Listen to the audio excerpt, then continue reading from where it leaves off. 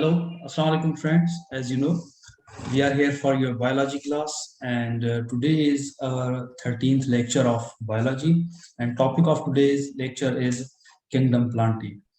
So before we start, I would like to ask Miss Aisha to uh, uh, to to present recap of her last lecture, yesterday's lecture, and she will remind you what she had delivered yesterday. Then we will start our today's lecture. ऐं उन सां गॾु सभिनी दोस्तनि खे जेके ॾिसनि था पिया उन्हनि खे सकाफ़ती ॾियारी जूं वाधायूं। अॼु खां सेलिब्रेशन शुरू थी चुकियूं आहिनि, सुभाणे बि हलंदियूं। सो जेको जिथे बि आहे उहो ॾियारो मल्हाए थो पियो ऐं पंहिंजी सकाफ़त सां मुंहुं इज़हार करे पियो। So now let's move to miss Ayesha. She will start her lecture. Miss Aisha, are you there? Can we start now? Assalamu alaikum, everyone. First of all, Jummah Mubarak. Have a blessed day ahead. Hope you all are fine and doing well. So, as you know that today is our 13th class, in which we are going to discuss about kingdom planted. This is our fourth kingdom. We are each one of the kingdoms one by one. So yesterday, in yesterday's lecture, we have discussed that what is fungi, how do they reproduce, इसकी classification, the benefits, the harmful, why fungi are harmful, why fungi are important, and everything that is important about fungi we have discussed already. We have discussed them already. So today, before starting the new lecture, let us revise the previous lecture. So in the previous lecture, हमने kingdom fungi के बारे में detail पढ़ा, जिसमें सबसे पहले हमने importance पढ़ी, द इम्पोर्टेंस ऑफ फंजाई के किस किस तरीक़ेकार से या किस किस तरीके से फंजाई हमारे लिए बहुत ज़्यादा बेनिफिशियल है। इसके अलावा हमने कुछ कैरेक्टरिस्टिक्स पढ़े थे किंगडम फंजाई में आने वाली फंजाई के बारे में कि एज वी नो दैट कि फंजाई जो है वो यूकैरियोटिक है, as well as they are multicellular, contain a cell wall made up of chitin. They are absorptive heterotroph. Why we call fungi as absorptive heterotroph? Because fungi obtain nutrients from other organisms by absorption. They do not eat any nutrient या any food. ये क्या करते हैं, किसी और जानदार से खाना हासिल करते हैं, but through absorption. तो ये इसीलिए हम इसको एक टर्म देते हैं कि दे आर एब्जॉर्प्टिव हेटरोट्रॉफ। और इसके अलावा हमने फंजाई के बारे में मजीद पढ़ा कि जो है ना majority fungi are one of the most important decomposers in our ecosystem. इनका बहुत ही इम्पॉर्टेंट रोल है हमारे इकोसिस्टम में, हमारी फूड चेन को मेंटेन करने में, क्योंकि ये लाइक फंजाई और बैक्टीरिया, ये जो दोनों है ये हमारे लिए जो है ना बहुत बेनिफिशियल है if they work like as a decomposers, क्योंकि ये चीजों को डिकम्पोज करते हैं। जितने भी डेड ऑर्गेनिजम्स हैं उनको जितना ज्यादा टीके किया जाएगा उसी से ही न्यू लाइफ, ऐसे समझ लें कि ये एक रिसाइकलिंग प्रोसेस है। तो डिकम्पोजर्स का होना हमारी रिसाइकलिंग में जरूरी है, साइकिल को बरकरार रखने के लिए। तो फंजाई एज अ डिकम्पोजर बहुत इंपॉर्टेंट है हमारे लिए। अदर देन दिस, हमने फंजाई का बॉडी प्लान देखा। हमने कहा कि फंजाई की जो बॉडी है, combinedly it is called mycelium. Mycelium is basically the body of fungi, जिसके अंदर लॉन्ग थ्रेड्स होते हैं नेटवर्क की शक्ल में, जिसको हम हाइफे कहते हैं। और हाइफे जो है वो दो किस्म के होते हैं, some are septate, some are non septate. जो सेप्टेट हाइफे है वो उसको सेप्टेट हम इसीलिए कहते हैं बिकॉज उसके अंदर जो सेल्स हैं उनके दरमियान पार्टीशंस नहीं हुई हुई।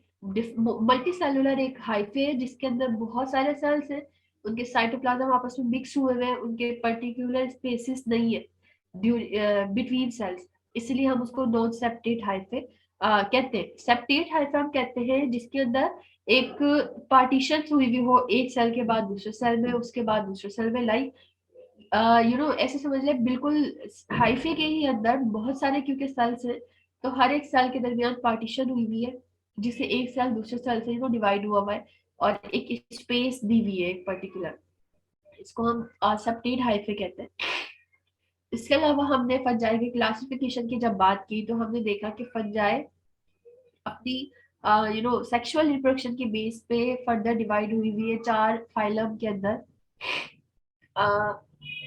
जो सबसे पहला फाइलम है वो था एस्कोमाइकोटा, देन बेसिडोमाइकोटा, फिर जाइगोमाइकोटा है, and the last one is deuteromycota which is also known as imperfect fungi because the sexual reproduction in them is still unknown, अभी तक ड्यूटेरोमाइकोटा एक ऐसी फंजाई है जिस या ऐसा फाइलम है फंजाई का जिसमें अभी तक सेक्सुअल रिप्रोडक्शन देखी नहीं गई है या मालूम नहीं हो सकी है, इसलिए हम उसको इम्परफेक्ट फंजाई कहते हैं। तो इसके बाद हमने फंजाई की न्यूट्रिशन पढ़ी। न्यूट्रिशन में फंजाई ज्यादातर सेप्रोफाइटिक होते हैं because they get food from dead organisms या डेड थिंग्स। इसके अलावा हमने देखा कि why they are beneficial for us, क्योंकि ये हमारे लिए बहुत सारी जगहों पे काम कर रहे हैं, लाइक डिकम्पोजर्स के तौर पे, मेडिसिन भी हमें इससे हासिल होती हैं। ये बहुत सारी जगहों पे हमारे लिए जो है ना मुख्तलिफ किस्म के फायदेमंद है, फूड सोर्स के तौर पे भी इस्तेमाल होते हैं मशरूम्स की अगर हम बात करें। इसके अलावा कुछ हार्मफुल फंजाई है जो कि प्लांट डिजीज कॉज करने वाले हैं, कुछ एनिमल डिजीज कॉज करने वाले फंजाई है, कुछ हम ह्यूमंस के अंदर स्पेशली एथलीट्स के पाँव में स्किन इन्फेक्शन करने वाले कुछ फंजाई है। तो फंजाई जो है वो बहुत ज्यादा स्किन डिजीज भी कॉज करते हैं, तो उस लिहाज से अगर देखा जाए तो हमारे लिए fungi beneficial as well as जो है ना हार्मफुल भी है एक तरीके से।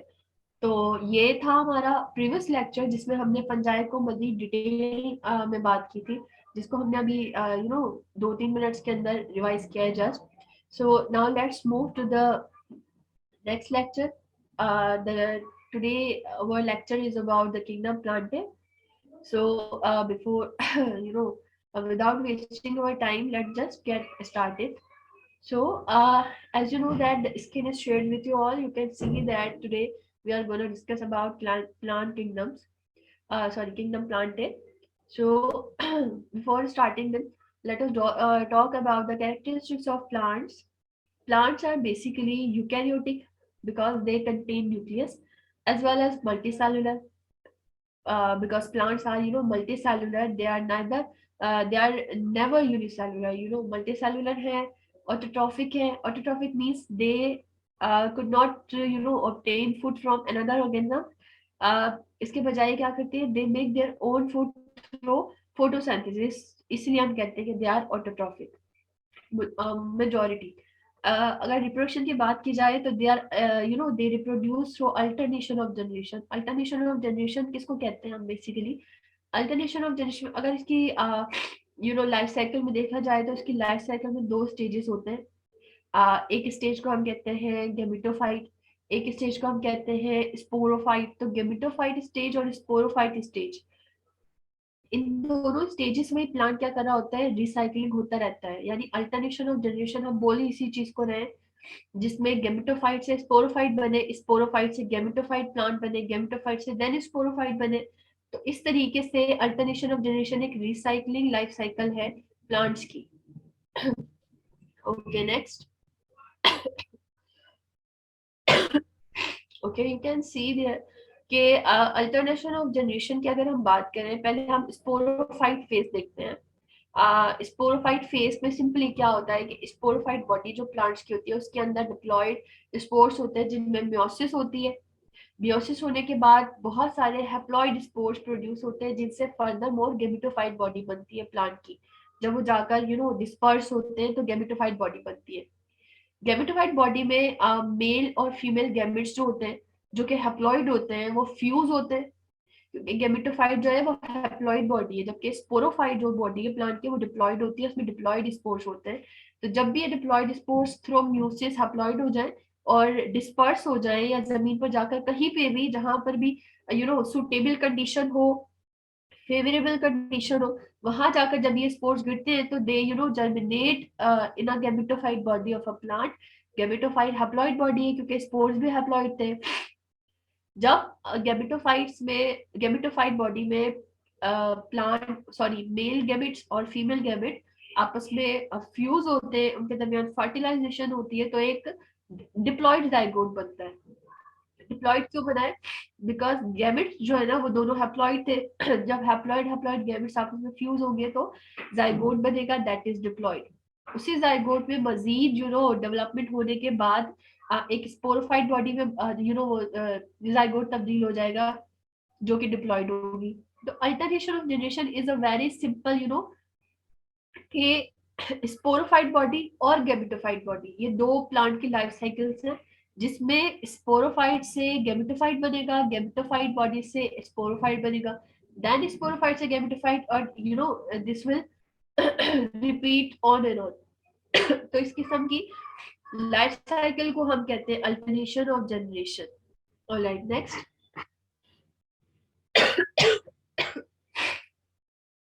Let us talk about some more categories of plants.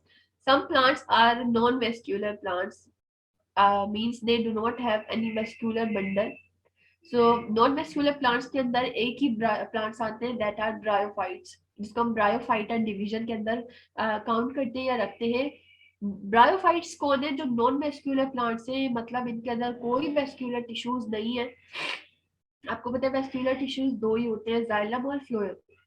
तो ऐसे प्लांट्स जिनमें ये दोनों ही नहीं हो उनको हम ब्रायोफाइट्स कहते हैं। ब्रायोफाइट्स प्लांट के जो 3 मोस्ट फेमस प्लांट्स हैं ब्रायोफाइट्स कैटेगरीज में जो आते हैं वो मोसिस है, हॉर्नवर्ट्स है, लिवरवर्ट्स है। ये प्लांट्स की जो ना ब्रायोफाइट्स के प्लांट्स हैं।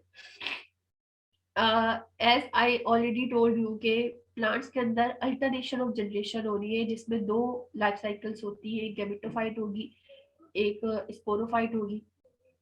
दोनों के अंदर ही कोई ना कोई तो डोमिनेट होगी।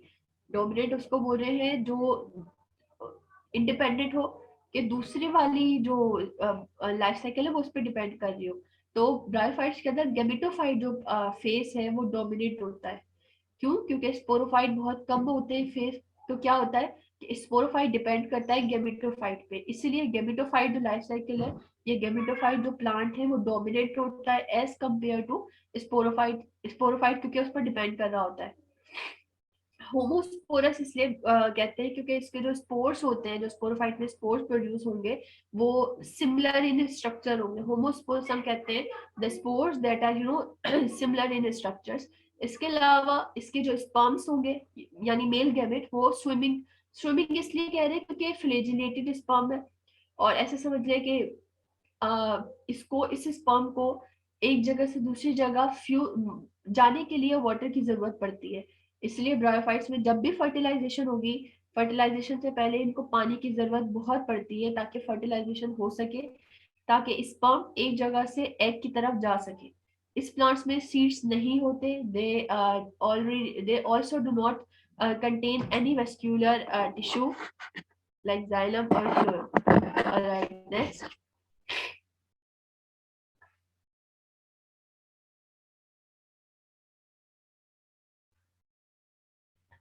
Okay, you can see here, mosses plant that is a bryophyte. इसके अंदर जो मेन या डोमिनेंट जनरेशन है वो गैमेटोफाइट होगी, जो कि डोमिनेंट है। पहले गैमेटोफाइट होगा, देन गैमेटोफाइट से स्पोरोफाइट बनेगा। तो गैमेटोफाइट डोमिनेंट है और स्पोरोफाइट हम उसको जो है ना डोमिनेंट नहीं कहते क्योंकि वो डिपेंड करता है गैमेटोफाइट पे। Okay, next.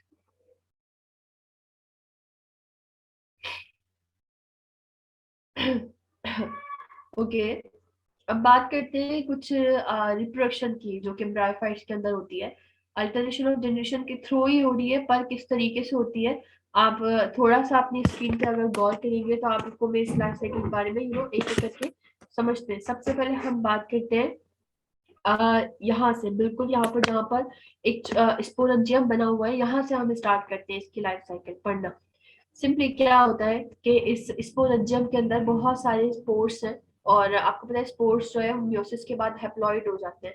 तो इस स्पोरेंजियम एक बॉडी है जिसके अंदर बहुत सारे छोटे छोटे स्पोर्स हैं जो कि हैप्लॉइड है।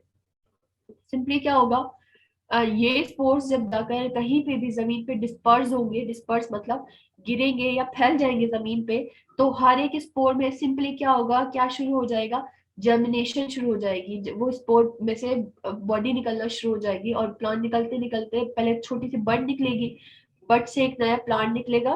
तो एक स्पोर यानी स्पोर से मेल गैमेटोफाइट भी बनता है, देन फीमेल गैमेटोफाइट भी बनता है। मेल गैमेटोफाइट के अंदर जो रिप्रोडक्टिव ऑर्गन समझ लो वो होगा एंथीरिडिया, जबकि फीमेल गैमेटोफाइट जो प्लांट बना है उसके अंदर जो फीमेल रिप्रोडक्टिव ऑर्गन होगा वो होगा आर्चिगोनिया। ये दोनों टर्म्स आपने याद रखनी है, एंथीरिडिया और आर्चिगोनिया। एंथीरिडिया जो है वो मेल रिप्रोडक्टिव ऑर्गन है जिसको हम मेल जो कि मेल गैमेटोफाइट प्लांट के अंदर मौजूद होता है। आर्चिगोनिया फीमेल रिप्रोडक्टिव ऑर्गन है जो फीमेल गैमेटोफाइट प्लांट के अंदर मौजूद होगा। एज यू नो कि मेल गैमेट्स कौन से होते हैं, स्पर्म्स होते हैं। तो जो एंथीरिडिया है जो मेल रिप्रोडक्टिव ऑर्गन है उसके अंदर कौन से मेल गैमेट्स मौजूद होंगे, स्पर्म्स मौजूद होंगे।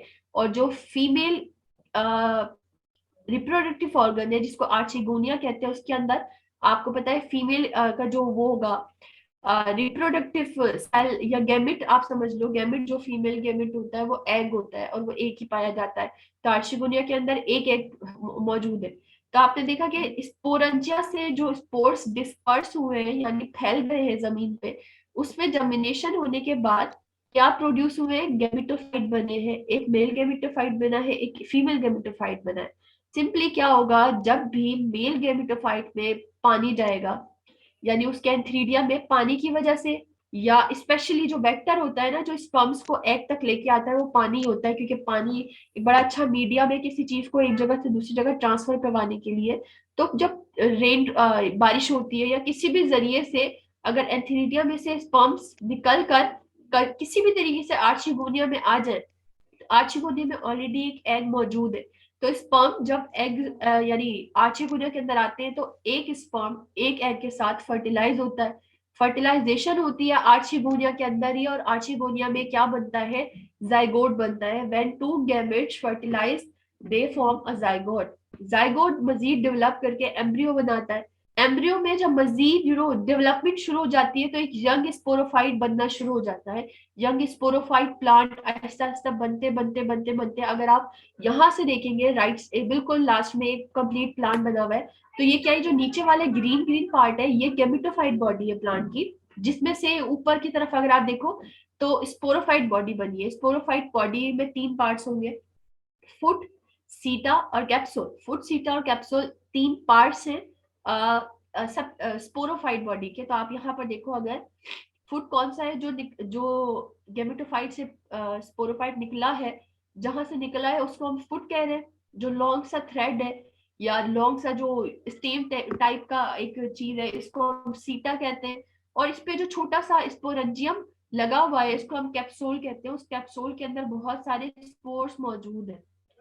तो क्या हुआ, हमने ब्रायोफाइट के इस प्लांट में या मोसिस प्लांट्स में क्या देखा, हमने देखा कि how they alternate the generation, मतलब किस तरीके से स्पोरोफाइट से गैमेटोफाइट बना था और गैमेटोफाइट से किस तरीके से स्पोरोफाइट दोबारा से बना है। तो इससे इसमें जो डोमिनेंट यूं समझ लेंगे, इसमें जो डोमिनेंट लाइफ साइकिल है, डोमिनेंट स्टेज है वो गैमेटोफाइट है, क्योंकि गैमेटोफाइट से ही स्पोरोफाइट बन रहा है, इसलिए हम गैमेटोफाइट की बात करते हैं। सिंपली बहुत सिंपल सी इसको जो है ना, अगर आप इसको एक बार सिर्फ एक बार आपको जो है ना इसका कॉन्सेप्ट क्लियर होने की जरूरत है, उसके बाद आपको ये प्लांट की सारी लाइफ साइकिल है सिमिलर ही। मेल में एंथीरिडिया होगा, फीमेल में आर्चिगोनिया है, उसमें स्पर्म्स है, उसमें एग है, फिर फर्टिलाइजेशन हो रही है, फिर देन स्पोरोफाइट बन रहा है। सेम ही एक तरीके से यूं कह लो कि लाइफ साइकिल है, बस थोड़े बहुत चीजें डिफरेंट है। आपको सिर्फ कॉन्सेप्ट अपना क्लियर करने की जरूरत है। Okay next. और यहाँ पर जो सेकंड वाली आप डायग्राम देख रहे हैं ये सिर्फ बिल्कुल वही वाली है। तो इसको हम जो है वालेकुम अस्सलाम शादिया। ओके तो इसको हम मजीद दोबारा डिस्कस नहीं करते क्योंकि ये बिल्कुल वैसी है। आप यहाँ से स्टार्ट करेंगे अगर देखना, ये जो एक स्पोरोफाइट प्लांट है, इस स्पोरोफाइट प्लांट में ऊपर लग रहा है स्पोरेंजियम जिसमें स्पोर्स है। ये स्पोर्स जब कहीं पे गिर जाते हैं तो इसमें से जर्मिनेशन होकर गैमेटोफाइट बनता है। मेल गैमेटोफाइट अलग बन रहा है, फीमेल गैमेटोफाइट अलग बन रहा है। फीमेल गैमेटोफाइट में आर्चिगोनिया है, मेल गैमेटोफाइट में एंथीरिडिया है।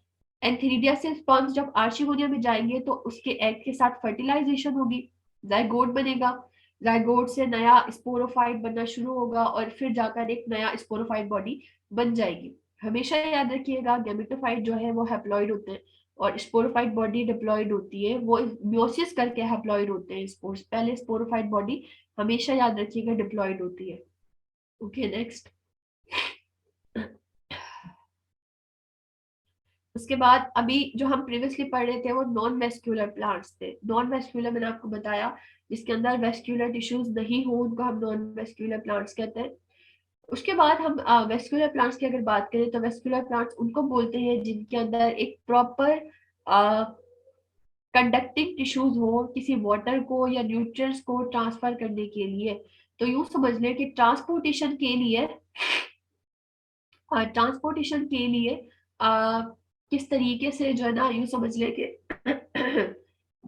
एक पानी किस तरीके से ट्रांसपोर्ट हो रहा है प्लांट्स के अंदर और न्यूट्रिएंट्स किस तरीके से ट्रांसपोर्ट होने, तो इनको ट्रांसपोर्ट करने के लिए एक प्रॉपर तरीके से वेस्क्यूलर टिश्यूज पाए जाते हैं और वो दो है, जाइलम है एंड फ्लोएम है। ये प्लांट को स्ट्रेंथ भी देते हैं एज वेल एज प्लांट का साइज भी इंक्रीज करते हैं, कॉम्प्लेक्सिटी भी इंक्रीज करते हैं। जाइलम की अगर हम बात करें, जाइलम का काम है वाटर को ट्रांसपोर्ट करना, जबकि फ्लोएम का काम है फोटोसिंथेसिस, और फोटोसिंथेसिस में बनने वाले जो न्यूट्रिएंट्स हैं उनको ट्रांसपोर्ट करना। ट्रांसपोर्ट मतलब यूं समझ लो, बहुत सिंपल है, जाइलम मींस वाटर ट्रांसपोर्ट करने वाला एक टिश्यू है, फ्लोएम जो है वो प्लांट का फूड ट्रांसपोर्ट करने वाला एक टिश्यू है। तो जिस भी प्लांट में फ्लोएम और जाइलम दोनों हो उसको हम वेस्क्यूलर प्लांट कहते हैं। Okay next.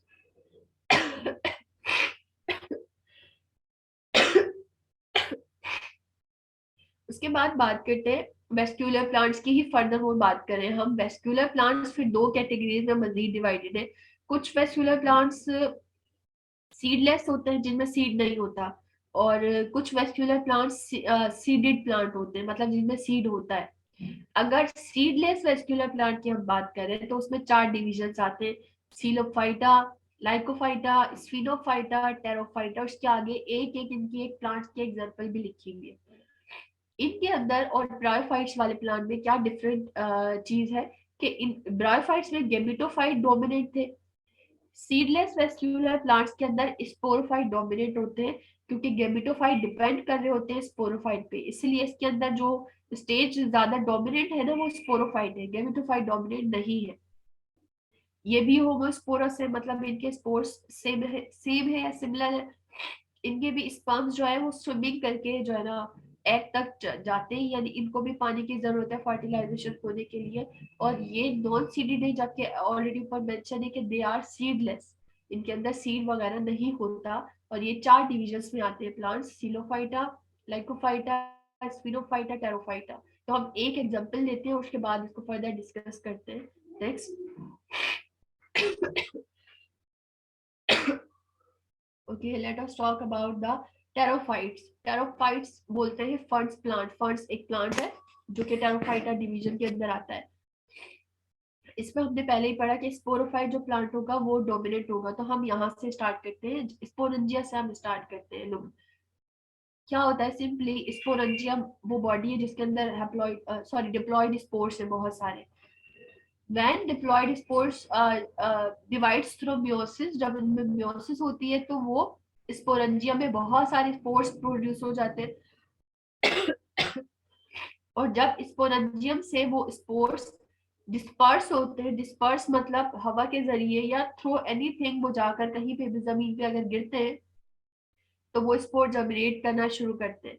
जब ये स्पोर जर्मिनेट करना शुरू करते हैं तो इनमें से एक यंग गैमेटोफाइट निकलना शुरू हो जाता है, यानी जर्मिनेट हो रहा है, जाहिर है तो कोई ना कोई प्लांट बॉडी बनेगी, तो इसी स्पोरोफाइट से गैमेटोफाइट बन रहा है।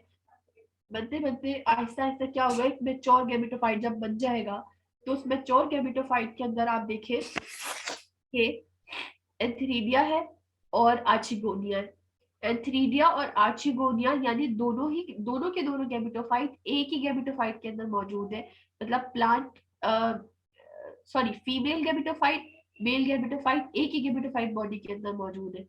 फीमेल गैमेटोफाइट आर्चिगोनिया है और मेल गेमेटोफाइट एंथीरिडिया है, या मेल रिप्रोडक्टिव ऑर्गन एंथीरिडिया है। एंथीरिडिया में स्पर्म्स और आर्चिगोनिया में एक एग होता है। When these sperms goes into archegonia, it fertilize with a egg and form zygote. जब zygote में डेवलपमेंट होती है और नया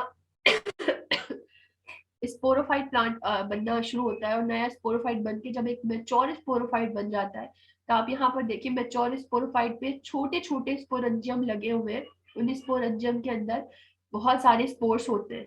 तो इसी तरीके से स्पोरोफाइट प्लांट से बनता है गेमिटोफाइट, गेमिटोफाइट प्लांट से बन रहा है स्पोरोफाइट। इसी साइक्लिक मैनर से चलने वाली रिप्रोडक्शन को हम अल्टरनेशन ऑफ जनरेशन कहते हैं, लेकिन इसके अंदर जो डोमिनेंट है वो स्पोरोफाइट है। और ये किसकी लाइफ साइकिल है? ये फर्स्ट प्लांट की लाइफ साइकिल है, जो कि टेरोफाइट्स में आते हैं, जो कि वेस्क्यूलर प्लांट्स हैं। ओके, नेक्स्ट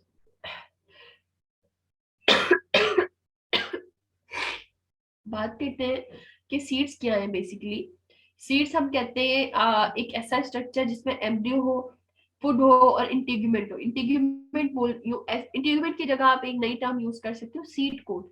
सीड कोट बोलते हैं हार्ड पार्ट ऑफ सीड जो उसके ऊपर कवर हुआ है ना, सीड कोट हार्ड, उसको हम इंटीग्यूमेंट या सीड कोट कहते हैं। तो सीड बेसिकली डिवाइड या कंसिस्ट होता है एम्ब्रियो पे, उसके अंदर एम्ब्रियो है, फूड है और एक सीड कोट है। सीड्स क्या क्या कर सकते हैं? ये प्रोटेक्शन का काम कर सकते हैं, ये जो है प्रोटेक्शन कर सकते हैं, या ये डोरमेंसी में जा सकते हैं। डोरमेंसी किसको बोलते हैं? डोरमेंसी कहते हैं temporary sleep of a seed. मतलब अगर मैंने किसी नॉन सीजनल एनवायरनमेंट में या मौसम में किसी सीड को अगर जमीन में मैंने लगा दिया और वो सीड का जर्मिनेट करने का मौसम नहीं है, तो वो सीड क्या चला जाएगा? डोरमेंसी में चला जाएगा। डोरमेंसी का मतलब होता है टेम्पररी स्लीप, मतलब वक्ती तौर पे सीड क्या चला जाएगा, ऐसे समझ लें कि कोमा में चला जाएगा। हम एक आम से जबान में अगर कहें तो थोड़े वक्त के लिए सीड सो जाएगा, यानी वो जर्मिनेट भी नहीं करेगा, ना वो खराब होगा, बस वो रुका रहेगा। जैसे जब भी उसको फेवरेबल कंडीशन मिलेगी, मतलब उसको उसका इन्वायरमेंट मिलेगा जिसमें वो सीड ग्रो करता है, तब वो सीड ऐसे समझ ले जागेगा और जर्मिनेशन स्टार्ट करेगा। तो डोरमेंसी आप बेसिकली कह सकते हो कि जब किसी सीड को कोई फेवरेबल कंडीशन नहीं मिले और उसका जर्मिनेट ना होना, मतलब उसका रुक जाना एक ही स्टेट के अंदर, इसको आप डोरमेंसी कह सकते हो। तो डोरमेंसी के अलावा सीड्स डिस्पर्स होते हैं, नॉरिशमेंट का काम करते हैं, जर्मिनेट होते हैं, ये सारे काम सीड्स के। ओके, नेक्स्ट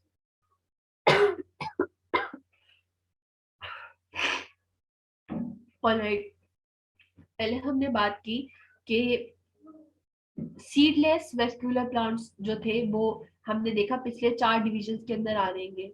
अब बात करते हैं कुछ सीड प्रोड्यूसिंग वेस्कुलर प्लांट्स की, जिसके अंदर सीड मौजूद होते हैं। इनके अंदर गेमेटोफाइट कम है, इट मींस इससे पता चल रहा है कि जो डोमिनेंट बॉडी है वो कौन है? स्पोरोफाइट डोमिनेंट है इनके अंदर। इनके फर्क क्या है कि पीछे जितने भी हमने कैटेगरीज पढ़ी है ना, चाहे वो नॉन वेस्क्यूलर प्लांट हो या सीडलेस वेस्क्यूलर प्लांट्स हो, दोनों के दोनों होमोस्पोरस थे, मतलब उनके स्पोर्स सिमिलर थे। जबकि यहाँ पर अगर आप देख रहे हैं तो यहाँ पर जो वेस्क्यूलर प्लांट्स हैं दे आर हेट्रोस्पोरस। हेट्रोस्पोरस मतलब कि इनके अंदर 2 डिफरेंट स्पोर्स होते हैं। कुछ माइक्रोस्पोर्स होते हैं, कुछ मेगास्पोर होते हैं, माइक्रोस्पोर क्लोज होते हैं माइक्रोगेमेटोफाइट में, जो कि फीमेल का है। मेगास्पोर सॉरी माइक्रोगेमेटोफाइट जो है वो मेल का गेमेटोफाइट है, और मेगास्पोर्स यानी फीमेल का स्पोर जो कि मेगा गेमेटोफाइट यानी फीमेल के गेमेटोफाइट के अंदर बंद होता है। माइक्रोस्पोर इसके अंदर कौन होते हैं? पोलन्स। और मेगास्पोर इसके अंदर होते हैं ओव्यूल्स। तो ओव्यूल्स जो है वो फीमेल से रिलेट करता है, जबकि पोलन्स जो है वो मेल रिप्रोडक्टिव ऑर्गन या मेल रिप्रोडक्टिव सेल से छोटे छोटे पोलन। तो ये एक ऐसा प्लांट है जो कि हेट्रोस्पोरस है, जिसमें 2 मुख्तलिफ किस्म के स्पोर्स पाए जा रहे हैं।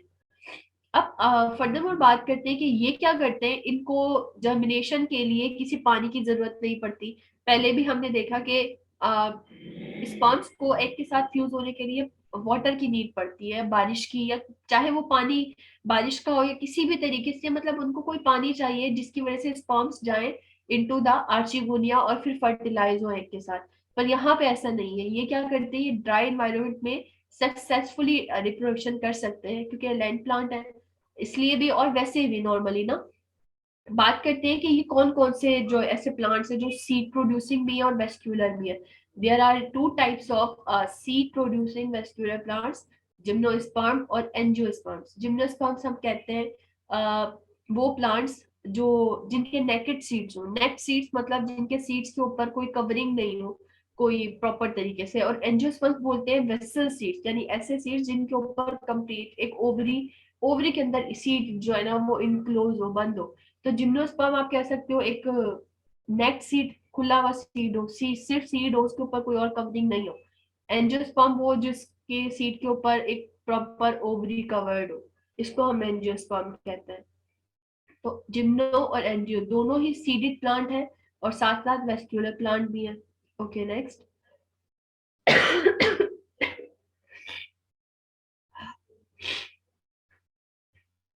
ओके पहले हम बात करते हैं जिम्नोस्पर्म के अंदर रिप्रोडक्शन किस तरीके से होती है।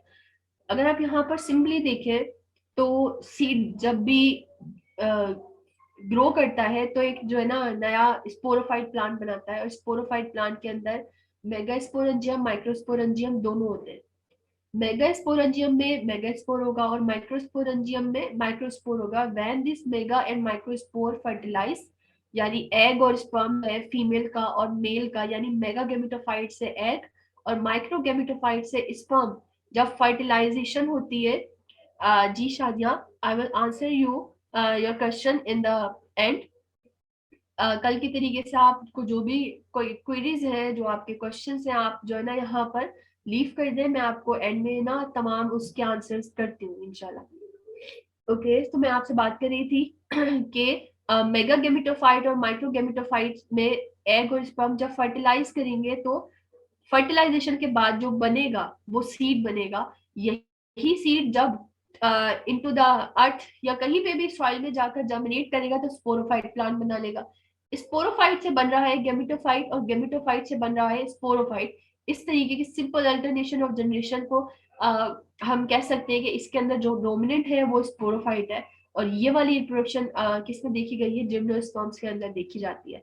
जिम्नोस्पर्म कहते हैं नेक्ड सीड्स वाले, जिसके सीड्स खुले हो। यू कैन सी हियर कि कोन जैसा स्ट्रक्चर लगा हुआ है, ये एक सीड है, इसके ऊपर कोई और कवरिंग नहीं है। तो हम इस तरीके से जिम्नोस्पर्म प्लांट को पहचान सकते हैं कि वो जो है ना बिल्कुल उनके सीड खुले हुए लगे हुए होते हैं।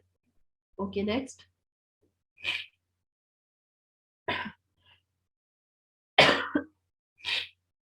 अब बात करते हैं जिम्नोस्पर्म्स की जो नेक्ड सीड्स की मैं आपको बता रही थी कि जिम्नोस्पर्म्स के अंदर नेक्ड सीड्स होते हैं। So basically, there are these gymnosperms are furthermore divided into four divisions या four categories। एक तो साइकेडोफाइट्स है, एक गिंगैगोफाइट्स है, एक नेटोफाइट्स है, एक कॉनिफेरोफाइटा है। मतलब ये उसके मजीद डिविजन्स हैं। साइकेडोफाइटा के अंदर साइकेड्स प्लांट्स आते हैं, और गिंगोफाइटा के अंदर गिंगो प्लांट आते हैं, और नेटोफाइटा के अंदर सॉरी एप्थ्रेडा आते हैं, और जो है ना कॉनिफेरोफाइटा के अंदर कॉनिफर्स प्लांट आते हैं। तो इसके अंदर यानी जिम्नोस्पर्म की हम बात करें, स्पोरोफाइट डोमिनेट होता है। दे आर हेट्रोस्पोरस, मतलब टू डिफरेंट स्पोर्स इसके अंदर होते हैं, एक मेगा है एक माइक्रोस्पोर है। इसके स्पर्म्स को पानी की जरूरत नहीं पड़ती, ये इजीली ड्राई कंडीशन में भी फर्टिलाइजेशन कर सकते हैं। Okay next.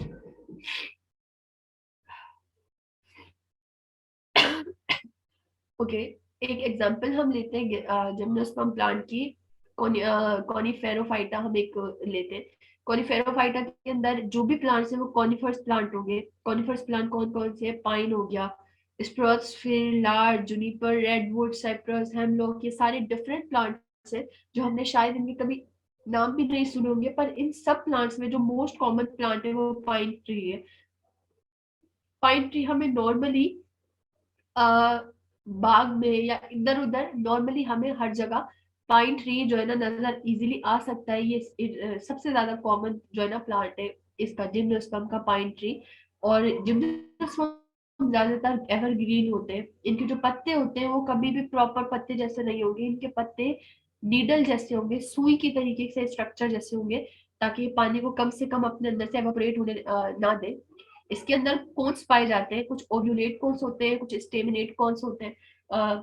यहाँ पर अगर आप ये कोन जैसा स्ट्रक्चर देख रहे हैं, ये पाइन ट्री का एक कोन है।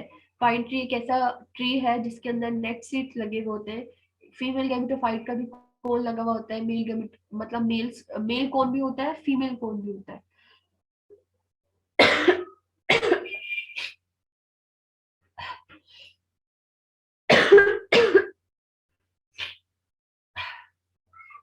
Sorry for the disturbance. Next slide, please.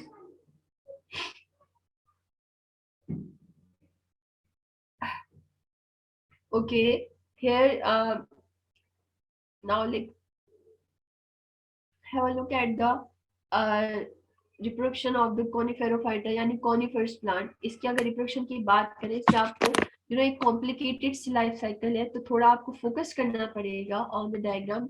Closely आप अगर देखें, यहाँ से हम start करते हैं जहाँ पर एक ovulate cone लिखा हुआ है, यहाँ से हम बात करते हैं। देखिए एक पाइन ट्री लगा हुआ है ऑलरेडी, उस पाइन ट्री पे से एक ब्रांच को अगर निकालें तो उस एक ही ब्रांच पर एक ओव्यूलेट कोन है और एक पोलन कोन है। ओव्यूलेट कोन जो है वो फीमेल कोन होता है और पोलन कोन जो है वो मेल कोन होता है। बात करते हैं ओव्यूलेट कोन की। पहले ओव्यूलेट कोन के अंदर अगर आप देखिए ओव्यूल्स लगे हुए, इन्हीं ओव्यूल्स को मजीद अगर थोड़ा बड़ा करके देखें तो एक ओव्यूल के अंदर इंटीग्यूमेंट है, मैट्रोपिल है और एक मेगास्पोरेंजियम है जिसके अंदर मेगास्पोर मौजूद है। अगर हम पोलन कोन की बात कर रहे हैं तो उसको अगर हम कट करके बीच से देखें तो उसके अंदर माइक्रोस्पोरेंजियम होगा जिसके अंदर म्योसिस होने के बाद जिसके अंदर म्योसिस होगी और बहुत सारे पोलन्स बनेंगे। सिंपली क्या होगा इस मेगास्पोर में भी म्योसिस होगी। तो इसके बाद फर्दरमोर क्या होगा कि ये पोलन ग्रेन जो कि म्योसिस के बाद हैप्लॉइड हो गया है, जब ये फीमेल कोन के अंदर जाएगा किसी भी तरीके से, यानी कोई एक प्रॉपर यूं समझ ले कि एक वेक्टर होना चाहिए जो पोलन को, और वेक्टर एक सबसे बेहतरीन वेक्टर प्लांट के अंदर रिप्रोडक्शन करवाने वाला वो हवा होती है, विंड होती है। जब भी विंड के थ्रू कोई भी पोलन ग्रेन चला जाएगा फीमेल कोन के अंदर, तो फीमेल कोन में अंदर जाकर और जो है ना डायरेक्टली इनटू द ओव्यूल जाकर पहुंचेगा आर्चिगोनिया में। सिंपली क्या होगा, जब वो पोलन ग्रेन अंदर चला गया है, पोलन ग्रेन जो है वो अपने स्पर्म जो है ना वो करेगा, रिलीज करेगा। एक स्पर्म वहां पर मौजूद एग के साथ फर्टिलाइज होगा। फर्टिलाइजेशन के बाद एक प्रॉपर जाइगोट बनेगा। जाइगोट के बाद उस जाइगोट में डेवलपमेंट होने के बाद एम्ब्रियो बनेगा और एम्ब्रियो से एक कंप्लीट सीड बनेगा। उस ओव्यू मतलब ओव्यूलेट स्केल के अंदर जो वहां से हमने उठाया था उसके अंदर एक प्रॉपर सीड बन गया है। when these seeds disperse in the environment, कहीं पे भी जाके गिरेंगे तो ये सीड से जो नया प्लांट बनेगा वो स्पोरोफाइट प्लांट होगा। तो यू कैन सी हियर कि स्पोरोफाइट प्लांट से ही लाइफ साइकिल शुरू हुई थी और एट द लास्ट आकर जो बना है वो स्पोरोफाइट प्लांट ही आकर बना है। तो आप सिंपली कह सकते हैं कि जो है अल्टरनेशन ऑफ जनरेशन जो कॉनिफेरोफाइटा यानी पाइन ट्री के अंदर भी होती है वो भी सेम ही है। यानी फीमेल और मेल कोन में जब फर्टिलाइजेशन होने के बाद एक प्रॉपर गेमेटोफाइट से नया स्पोरोफाइट प्लांट बन रहा है और स्पोरोफाइट से फिर गेमेटोफाइट बन रहा है। तो इसमें जो डोमिनेंट है ना वो स्पोरोफाइट है, क्योंकि पूरा ट्री ही स्पोरोफाइट प्लांट या स्पोरोफाइट है। तो स्पोरोफाइट होगा तो गेमेटोफाइट बनेगा ना, इसीलिए हम कहते हैं कि जिम्नोस्पर्म्स के अंदर जो डोमिनेंट स्टेज है वो स्पोरोफाइट की होती है। Okay next.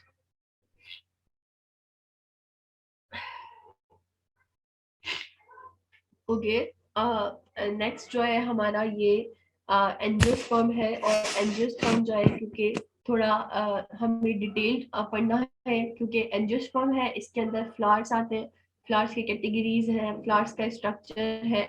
और एंजियोस्पर्म्स के जो फ्लावर्स होते हैं यानी फ्लावरिंग प्लांट उसके अंदर डबल फर्टिलाइजेशन होती है, एक नई किस्म की फर्टिलाइजेशन होती है जिसको हमें डिस्कस करना है। फर्दरमोर हमें सीड्स के जो है ना टाइप्स पढ़ने हैं। कुछ सीड्स मोनोकोटिलिडन है, कुछ डाइकोटिलिडन है। तो I am not well today, so I am having some problem in speaking correctly. So इसलिए हम फर्दरमोर इसको इंशाल्लाह नेक्स्ट क्लास में यहाँ से कंटिन्यू करेंगे एंजियोस्पर्म से। आज के लिए जो है ना मेरे ख्याल में जिम्नोस्पर्म्स तक काफी है। Hope you got all the lecture, you got all the things that I already told you. अगर कोई भी आपको query है, कोई आपको confusion है regarding the topic, you can freely ask.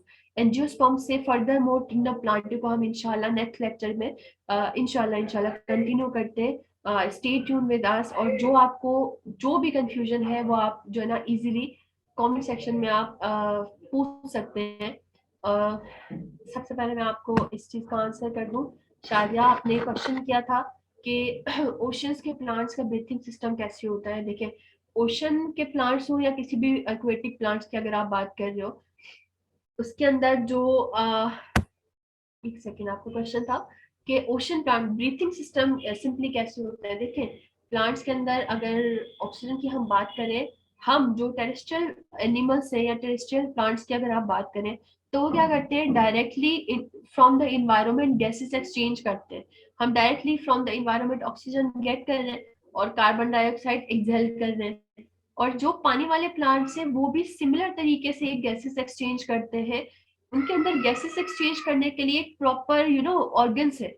Proper organs जैसे अपने फिशेस की बात करें, फिशेस गिल्स के थ्रू रिस्पायर करती हैं. तो हर एक फिशेस के अंदर रेस्पिरेशन करने के लिए, ब्रीथिंग करने के लिए एक प्रॉपर ऑर्गन मौजूद है. और उनका भी सिमिलर वे है. वो ऑक्सीजन जो गेट करती हैं वो एनवायरनमेंट से करती है, पर एनवायरनमेंट का ऑक्सीजन पहले पानी में मिक्स होगा, देन वो पानी से वो ऑक्सीजन लेती हैं. और सिमिलर तौर पे वो अपने अंदर से जो कार्बन डाइऑक्साइड एक्सहेल करती हैं, कोई भी एक्वेटिक एनिमल की बात कर रही हूँ, वो पहले पानी में मिक्स होगा, देन वो इन्वायरमेंट में आएगा. द थिंग इज कि हमारे और एक्वेटिक एनिमल्स की रेस्पिरेशन सिमिलर है, पर तरीकेकार अलग है, क्योंकि उनके ऑर्गन्स डिफरेंट है, क्योंकि वो पानी में रह रहे हैं, उनका माहौल डिफरेंट है. इसलिए दोनों चीजें बहुत डिफरेंट है. और उनको जो है ना ऑक्सीजन वगैरह गेट करने के लिए उनका तरीकेकार बिल्कुल डिफरेंट है, पर वो भी सेम तरीके से गैस एक्सचेंज कर रही है हमारे तरीके से, चाहे वो कोई भी एक्वेटिक एनिमल की बात अगर हम करें तो. Okay, so this was all about today's lecture. If you have any question, you can ask. I will definitely respond you in the next lecture. We will continue from there, inshallah. Till then, take care. Allah Hafiz.